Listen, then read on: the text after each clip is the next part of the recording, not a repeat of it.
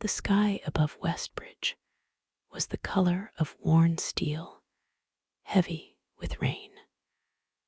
Water pooled along the sidewalks of the small Texas town, sloshing beneath hurried footsteps and forgotten umbrellas. Among them moved a young man, his backpack soaked, shoes squeaking, and mind far heavier than the weight on his shoulders. Julian Carter was 23, and life had given him more battles than most people twice his age. His final year of law school was already brutal. A part-time night shift barely covered rent, and the debts left behind by his late father were a mountain with no summit. His mother's health bills, his sister's upcoming college tuition, everything piled like a wave threatening to crush him. His phone buzzed in his pocket, dragging him out of the fog of his thoughts. He answered instinctively. Julian Carter. The voice on the other end was poised. Clear, controlled. Mr. Carter, this is Vivienne Hale. I'd like to speak with you regarding your financial situation. Julian stopped walking. Rain hit his face, but he barely noticed. I'm sorry, how do you? I know enough, she interrupted calmly. Let's meet. Hale and Rue Bistro, 7 o'clock tonight. The call ended before he could form another question.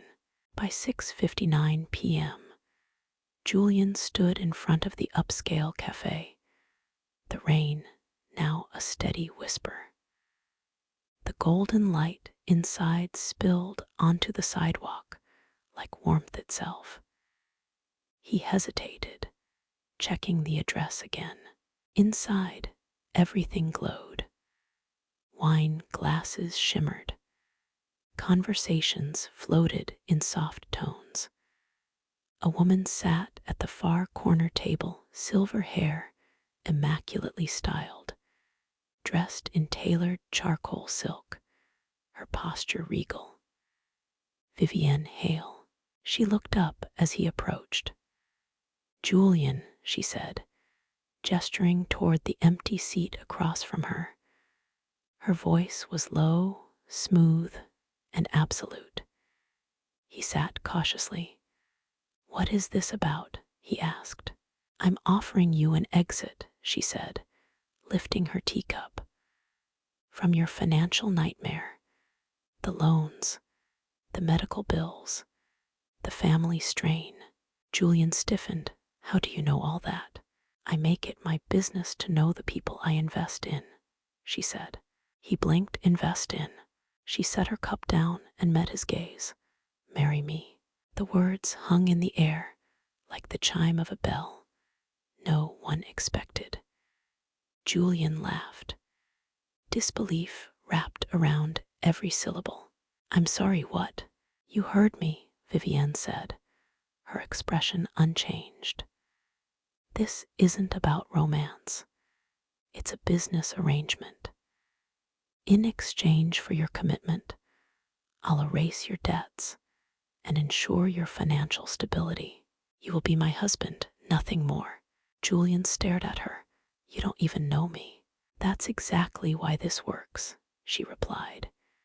You're young, unattached, and desperate enough to consider something others wouldn't. He shook his head, mouth dry. Why me? Her tone softened. Because I've spent my life alone. No family left. No heirs. I need a legal companion, a husband, someone who won't entangle things with emotion. I don't need love, Julian. I need legacy control. Julian stood, the chair scraping. This is insane. Think it over, she said. The offer doesn't last forever. That night, Julian sat in his dim kitchen, rain tapping the window like a quiet chorus.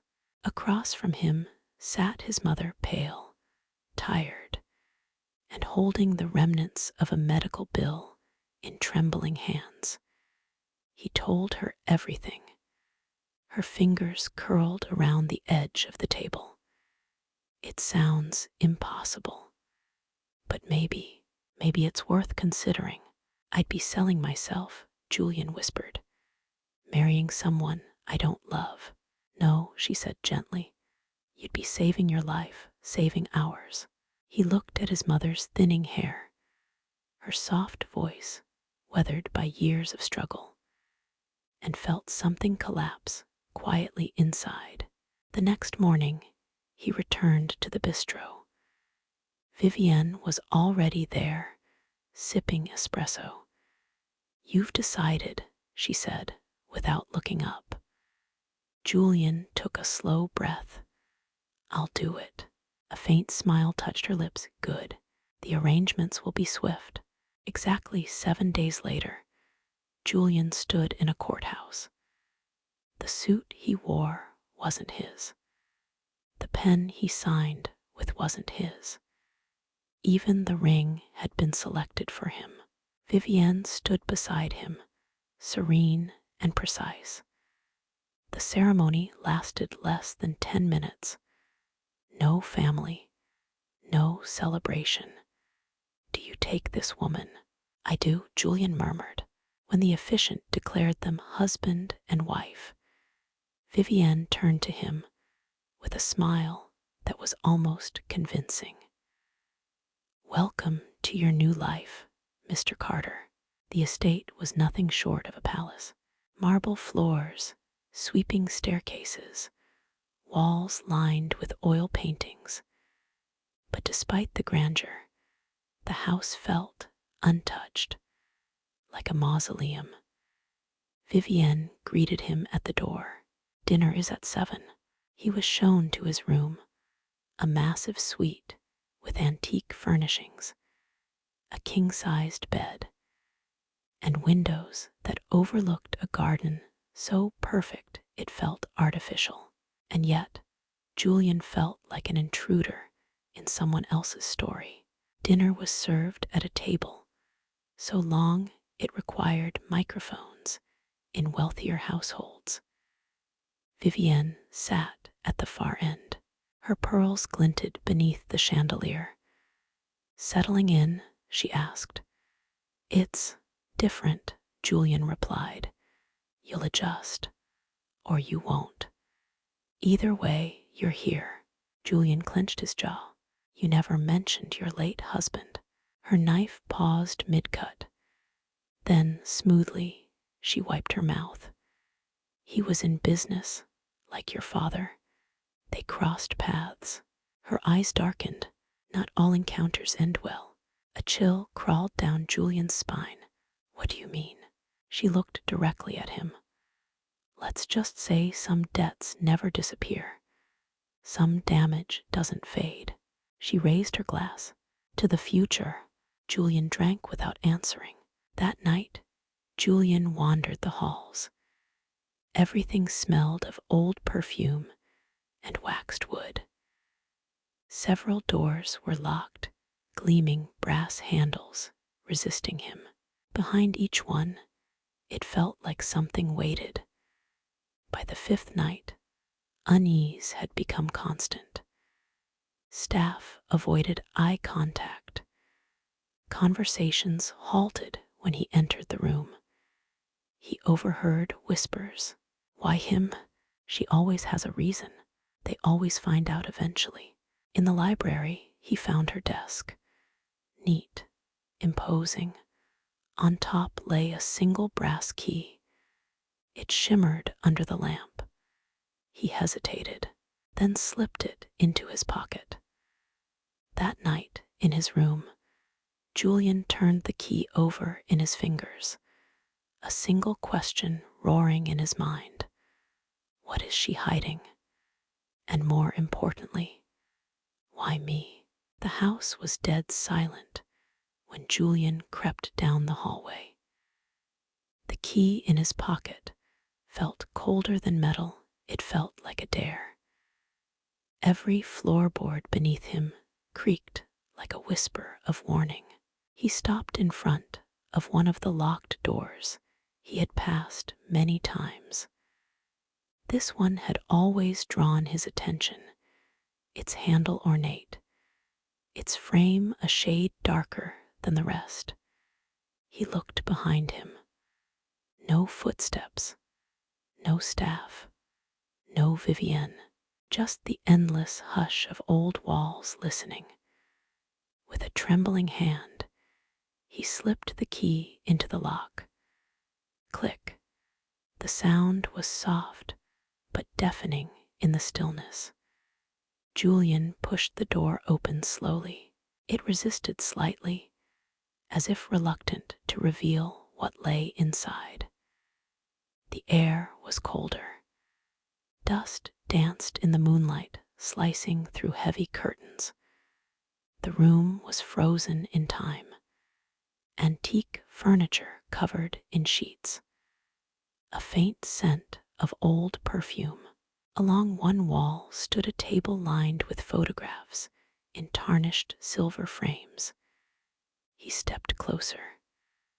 Vivienne, decades younger, laughing. A tall man beside her, presumably Harold Hale, her late husband. And then a photograph that made Julian's blood run cold. His father, with Harold, smiling, shaking hands. Another frame held a letter, folded, preserved beneath glass. His fingers trembled as he lifted it from its casing and read, "You ruined everything. You stole from us. My husband trusted you. And now he's gone. You'll pay, even if it takes everything I have left." The handwriting was sharp, angry, familiar, Vivienne's. Julian's heart pounded. He moved to the desk beside the photos. Legal documents were scattered across its surface, old deals, transaction records, faded checks. Then he saw it. A marriage license. His name. Vivienne's name. Signed, dated, 3 weeks before their courthouse wedding. He had never signed this. Beneath the license lay a leather-bound journal. He opened it carefully. The words inside chilled him. He'll never see it coming. I'll take from him what his father took from me, piece by piece. Reputation, freedom, peace of mind. And I'll do it all with a smile. Julian's breath hitched. He snapped the book shut. Footsteps. He turned. Vivienne stood in the doorway. "Enjoying yourself?" she asked, voice smooth, but laced with steel. You thought you'd find the truth here." She stepped inside, closing the door behind her. Julian held the journal behind his back. "Why me?" he asked, voice low. "Why marry me? Was this always about my father?" Her lips thinned. "I needed leverage, legacy, closure. You used me. I gave you freedom, money, a future. You gave me a lie." Vivienne stepped closer, her voice dropping. "You're not a victim, Julian. You're your father's son." That name, Carter, still echoes with debt, with betrayal. You benefited from his sins. Now you carry the cost. His hands clenched. "I was a child. I didn't steal from your family." "No," she said, "but you carry his blood. That's enough." Julian's voice cracked. "What did you lose, Vivienne? That justifies all this." "My husband," she whispered. "His health, his mind, my future. Harold trusted your father. That trust killed him." Silence, heavy, unyielding. Julian stepped past her and walked away. She didn't stop him. That night, Julian couldn't sleep. The house felt colder, the staff quieter. He began noticing patterns, the way some doors were never opened, the way Mr. Harris, the head butler, always seemed to appear when things grew tense. The next morning, he approached him. "Mr. Harris," Julian said quietly, "I need your help." The older man studied him for a long moment, then nodded once. "I was wondering how long it would take before you came to me." "You know," Julian said, "don't you?" Mr. Harris looked away. "You're not the first, Julian. You won't be the last. But you may be the only one brave enough to ask the right questions." Julian's pulse quickened. Why stay? Why help her? Mr. Harris sighed. "Some debts are more complicated than dollars. I've served this family for 35 years. I knew Harold. I saw him crumble. But I also saw Vivienne break in a way no one else noticed." Julian frowned. "That doesn't excuse what she's doing." "No," Mr. Harris said softly, "but it explains it." Julian contacted an old friend from law school, Peter Lang. They met at a small diner far from the estate. "Hypothetically," Julian began, "if someone signed a contract under pressure, or if a document was falsified, can it be voided?" Peter leaned in. "Depends on the proof." "Why? What's going on?" "Just working on something for class," Julian lied. Peter didn't push. "Get me what you can. We'll figure it out." Back at the estate, Julian moved carefully. Each day he explored. Each night he copied documents, letters, bank records, everything linked to the old fraud between Vivienne's husband and his father. Then, one evening, he found it. A sealed letter addressed to his father. Vivienne's handwriting. "You left us with nothing. You signed papers you didn't read. You took a future you didn't earn. Harold died clutching his chest because of you." There were tear stains on the edge of the page. And suddenly, Julian saw her differently, not just as a manipulator, but as a woman frozen in a moment of grief for years. Still, grief was not a license for cruelty. He wouldn't let his life be her battlefield. Late one night, he heard her voice through the study door. "Make sure the transfer is complete. We can't afford any hesitation now." His stomach dropped. Whatever Vivienne was planning, it wasn't over. It was only beginning. The next day, Peter called. "We found something," he said. "Falsified accounts. Shell companies under Vivienne's name. She's not just taking revenge. She's rebuilding her empire illegally." Julian sat in stunned silence. "I think you've got enough," Peter continued, "but you need to act fast. If she senses you're moving against her." Julian nodded slowly. "She already does." That evening, Julian walked into Vivienne's sitting room with a folder in his hand. She looked up, perfectly composed. "We need to talk." She raised an eyebrow. "Do we?" Julian opened the folder, laid it on the table between them. "I know everything about my father, about Harold, about your plan, and your current endeavors." Vivienne's eyes flickered. "You've been busy." "I had to be. You weren't going to tell the truth." Vivienne stood slowly, circling the table. "Your father destroyed lives. You think he deserved to walk away from that untouched?" "No," Julian said, "but I didn't destroy anything. And you've spent years punishing people who had nothing to do with it." Her hands trembled barely. "You don't know what it's like," she said, "to bury the only person who ever loved you, to see everything you built turn to ash." "I don't," Julian admitted, "but I know this, what you're doing now won't bring him back. It'll only bury you with him." For the first time, Vivienne faltered. "I didn't expect to feel anything for you," she said softly. But you remind me of Harold, the fire, the stubbornness. I didn't want that to matter. It does, Julian said. So stop, before this becomes something neither of us can walk away from. The sound of tires crunching gravel outside pulled their attention. Peter entered with 2 officers. Vivienne Hale, one said, you're under arrest for fraud, conspiracy, and falsification of legal documents. Vivienne looked at Julian. You called them.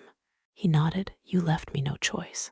She didn't scream, didn't plead, just gave him one last look. You may think you've won, Julian, but revenge has a long echo. Be careful it doesn't find its way back to you. Then she was gone. The door closed behind her, and the house fell silent again. The sharp crack of the gavel echoed through the courtroom like a final breath. The trial of Vivienne Hale had come to an end. Julian sat quietly in the back row, his hands folded, eyes steady as the woman who had once called him husband was led out in silence. Vivienne did not cry. She did not beg. But as she passed him, she paused. Her eyes met his. Gone was the cold calculation, the perfectly constructed mask. In its place, a glimmer of something unexpected.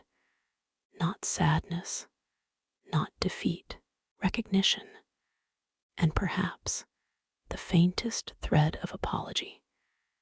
She gave him a slight nod before the guards led her away. Outside, the sky was pale and blue. Julian stepped into the quiet air, feeling neither triumph nor relief, only a strange, still ache he could not name. Days later, he received a letter. The envelope bore the estate seal. Inside was a single page in Vivienne's precise handwriting. Julian, it was never about the money. It was about closure. Harold deserved justice, but somewhere along the way, I lost sight of what truly mattered. You reminded me. You reminded me of him, his fire, his fearlessness, his quiet loyalty. This house was built on grief, but it doesn't have to remain that way. It's yours now. Use it well. V. Julian lowered the letter, stunned. A second envelope held the deed to the estate.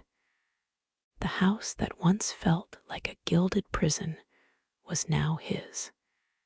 He walked through its halls one last time. The silence had changed. It no longer whispered secrets or bore down with guilt. Instead, it felt hollow, waiting for purpose. He didn't need long to decide. Julian sold the estate.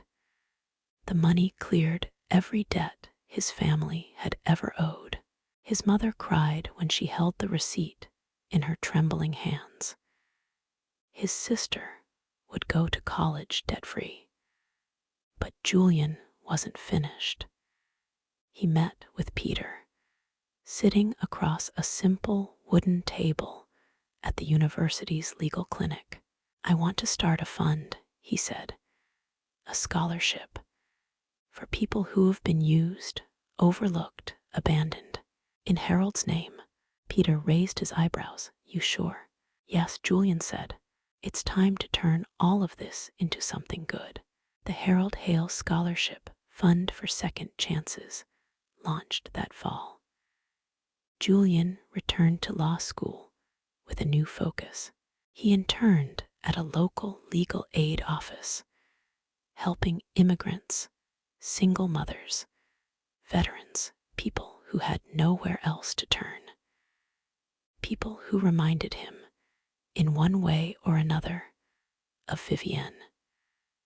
Not because they were cruel, but because they were hurting. And hurting people, he had learned, sometimes break others without meaning to. Sometimes they mean to. But no matter the reason, no one heals alone. One crisp afternoon, almost a year after the trial, a familiar envelope arrived in the mail. No return address, but he knew the handwriting. Julian sat on a bench beneath the trees on campus and unfolded the letter. Julian, prison offers a great deal of time.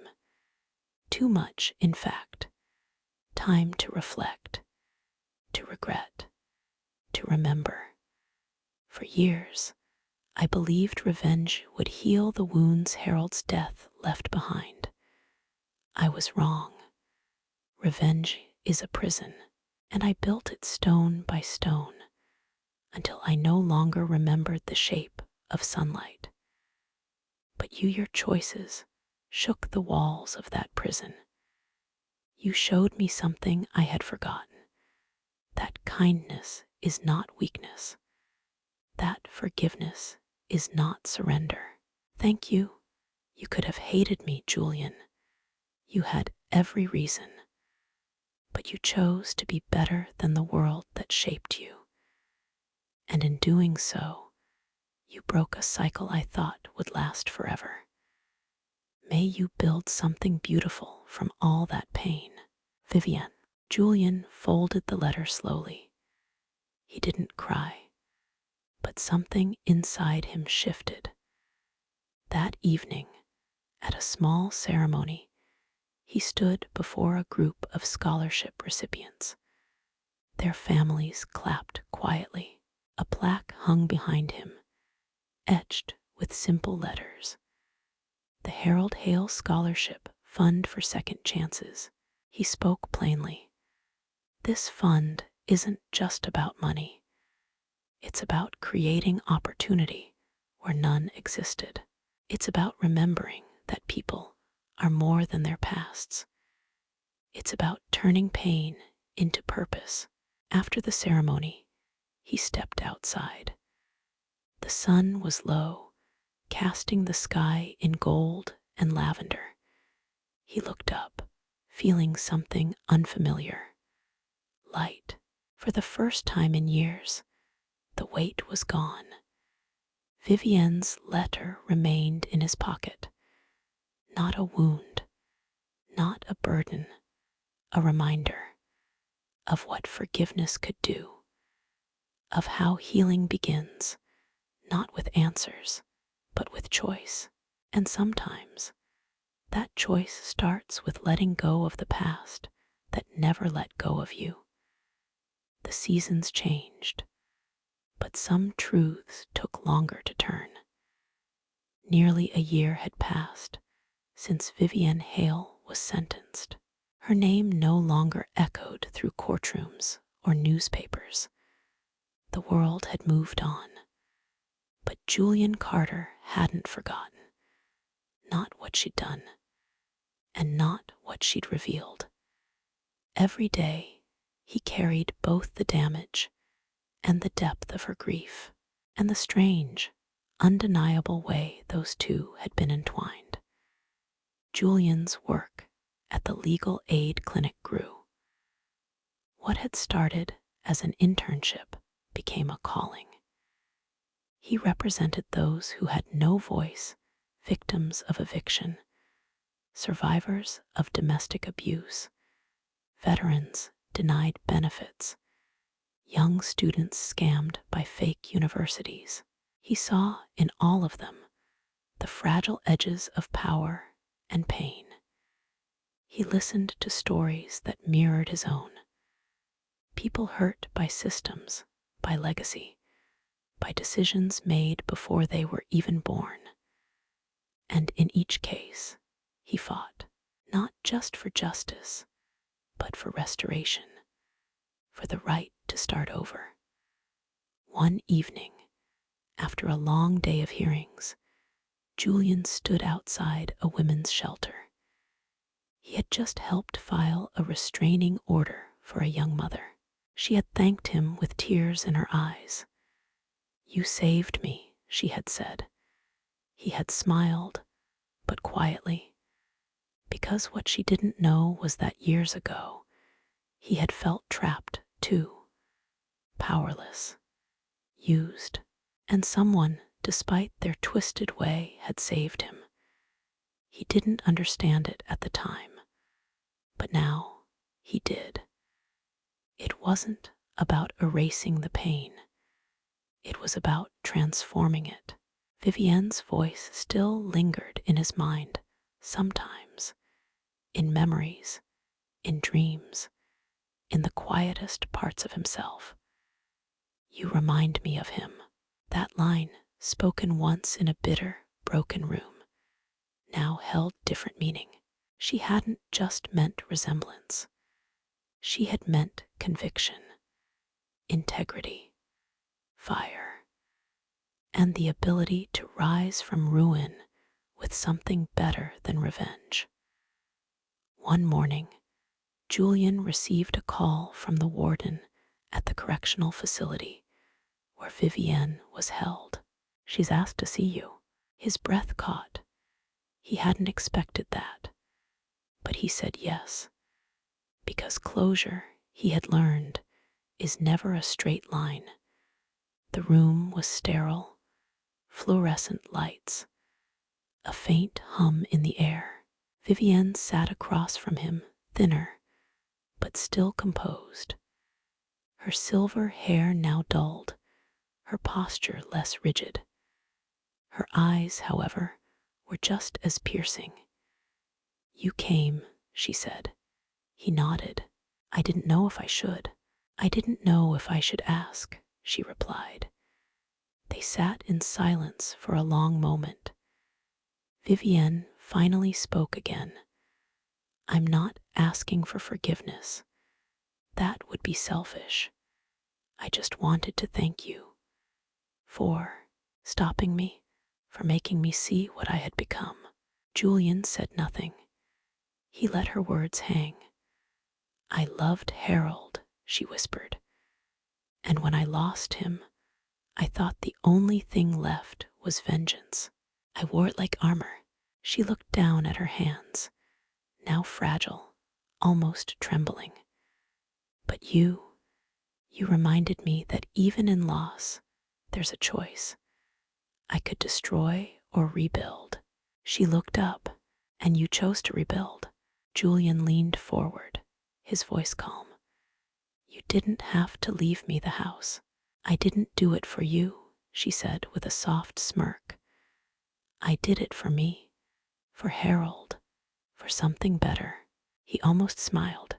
"Almost. I sold it," he said. "Used the money to clear my family's debts, and I started the scholarship in Harold's name." For the first time, Vivienne's eyes brimmed. She didn't cry, but the edge of her voice cracked.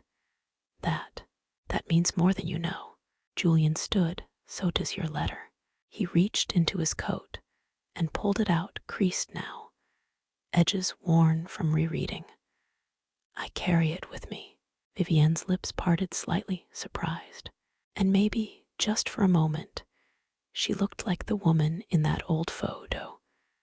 Young, hopeful, unburdened. "Thank you, Julian," she said. He nodded once, then turned and left. Outside, the air was sharp and clear. Autumn again, the same season he had first walked into her world. But he was no longer the same man. He had entered that mansion with debts and desperation. He left it with clarity, purpose, and something Vivienne had never expected to give him: freedom. A year later, Julian stood before a lecture hall of incoming law students. He had been invited to speak on ethics and justice. He looked out at the bright eyes, the eager hands. He thought about all he had learned, not in textbooks, but in the spaces between betrayal and grace. He began, "Justice isn't always clean. Sometimes it walks hand in hand with heartbreak. Sometimes it asks you to fight for people you'd rather forget. Sometimes it asks you to forgive those who never said sorry." He paused, but the law isn't just about rules. It's about restoration. It's about people. And it's about second chances. Afterward, a student approached him, young, nervous. "Your story," she said. "It felt personal." He nodded. "It was." She smiled. "Thank you, it gave me hope." Julian walked outside as the sun dipped low. The wind rustled the trees above, and the last rays of golden light warmed his skin. In his pocket, the letter remained. A letter born from pain, transformed into peace. And in the rhythm of each step forward, Julian carried the truth he had earned through fire. What breaks us can also build us, and sometimes the most powerful act of justice is to forgive.